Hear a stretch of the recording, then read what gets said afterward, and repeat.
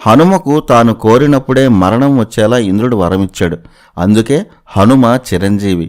రాముడికి హనుమకు మొట్టమొదటి పరిచయం ఋష్యముఖ పర్వతం దగ్గర జరిగింది.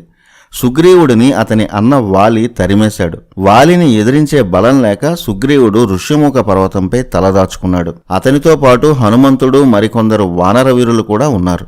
అప్పుడే ధనుర్బాణాలతో 2 వీరులు ఋష్యముఖ పర్వతం వైపు వస్తున్నారని సుగ్రీవుడికి తెలిసింది. తనను చంపడానికి అన్న వాలే పంపించాడని భయపడి వచ్చినవారు ఎవరో చూడమని హనుమను పంపాడు సుగ్రీవుడు. అలా హనుమ మొట్టమొదటిసారి రామలక్ష్మణులను చూశాడు. రాముడి గుణగణాలు చూసి అతని భక్తి పారవస్యంలో మునిగిపోయాడు. రాముడిని చూసేకే హనుమలో భక్తి చైతన్యం శిఖర స్థాయికి చేరింది. భక్తి అంటే ఇప్పటికీ మనం చూపించేది ఆంజనేయుడునే. భక్తితోనే అతని శక్తి అమాంతం పెరిగింది.